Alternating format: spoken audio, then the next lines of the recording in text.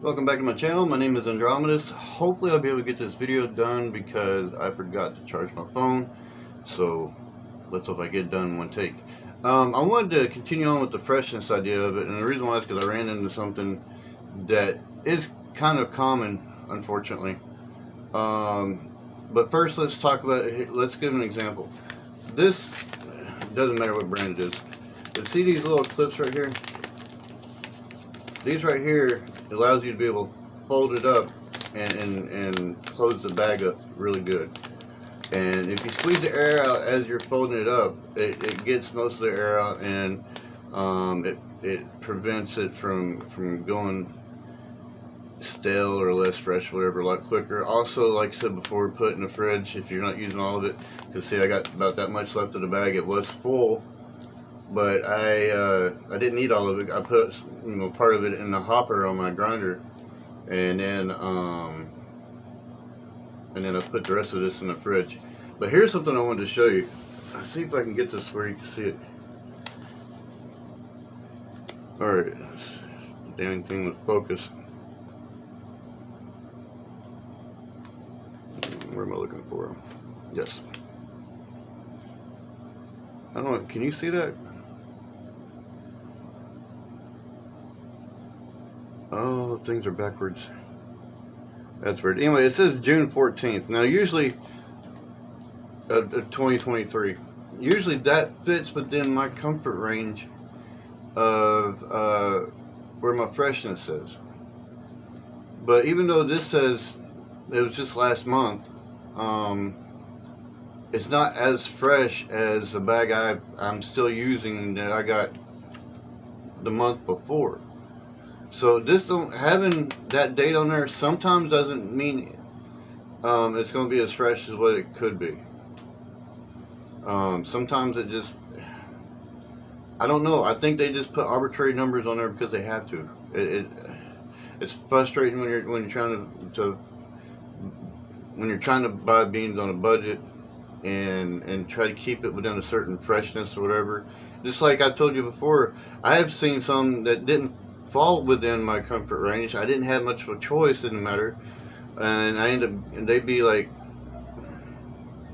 the use by date would be like 6 months from now. But somehow those, and it's a rarity, but somehow those still swell up just like I told you, like a brownie you bake it in the oven. They still have that nice thick crema on top. So I don't know. It like I said, I think they just slap arbitrary numbers on there. I don't know if they. I don't know. I don't know how they're calculating it. It's so weird. I mean, this is good. Don't get me wrong, but it doesn't have quite the freshness. I mean, it's fresh enough to where it's not that big of a deal for me. The crema is sort of thick on it. It does swell up a little bit, not as much, but it does swell up a little bit. But this is not something that I would want to sit around on a shelf for a couple more months before using, because in a couple more months, the way this is going, it would definitely be past that freshness range where the crema would be really watered down, and I got hair in my mouth, and the swell, it probably wouldn't hardly swell at all. So yeah, I'm going ahead and finishing this bag up. And so I wanted this one. I haven't had Guatemala in a while. Don Pablo's, I told you about it before, at Sam's Wholesale. This is the one, besides their Sam's Mark, which is Colombian, I think. Don Pablo's Guatemalan is the only other one that they have, but it's dark roast, and I haven't been able to get to Sam's for a little bit. And I really like the Guatemalan. This one's a medium roast. Well, it says it's a medium roast. I think the coloration is more medium dark. I don't think it's quite medium roast. But it's still, I mean, I like it. I enjoy it. No, like I said, this is not a review of the coffee. I don't know if I'll do coffee reviews on here. Because my thing with doing coffee reviews is what I find that I like the qualities of it, the taste of it, and everything like that might not be something you like. And I'm not that type of person who wants to sway everybody into believing my views. I don't like that. If you don't like, say, Guatemalan coffee, if you don't like Guatemalan coffee, then you don't like it. I'm not. Why should I be sitting here trying to persuade you to drink something that you don't care anything about? They're just like brands. You might find in your process that you really like a particular brand and more prone to buy that one. Like I said, I like Don Pablo.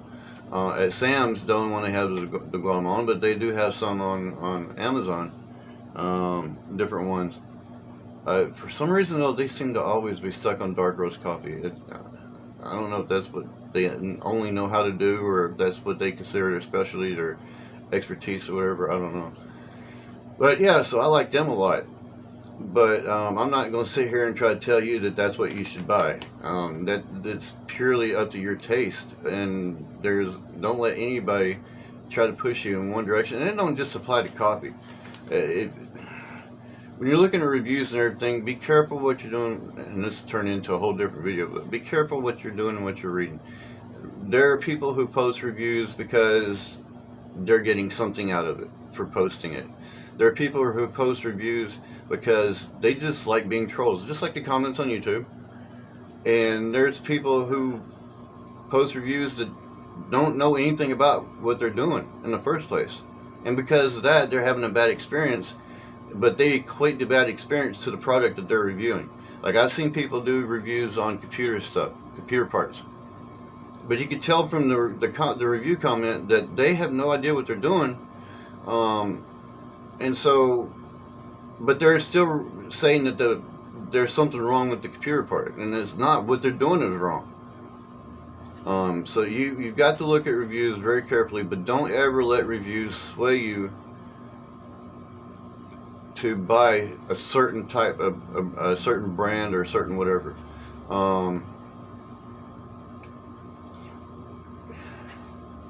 Reviews can be helpful a little bit. I have a tendency of not looking at reviews till after I've ordered the product, because in the end, I mean, okay, coffee, for example. While it may not be fresh, there may be some coffees out there that I may not like or whatever. Like there's dang it, I came across it yesterday. Now I forgot what it was. There's a coffee region, for some reason or other. I don't really like it that well. But here's the thing, though. I'm not going to waste the coffee. If I don't like the notes of it or whatever, I will finish up the bag of coffee and then I'll move on to the next one. I'll just never get that one again. That is, if I can remember what it is that I didn't like. And that's where having a coffee journal come in, writing down what origins you like, what company seems to be the better coffee that you like, whatever. Do your own reviews, but I don't think I'll ever get into telling you, yeah, this coffee brand is really good or this coffee brand is really bad, or anything like that. That's something that I think is your journey, not my journey.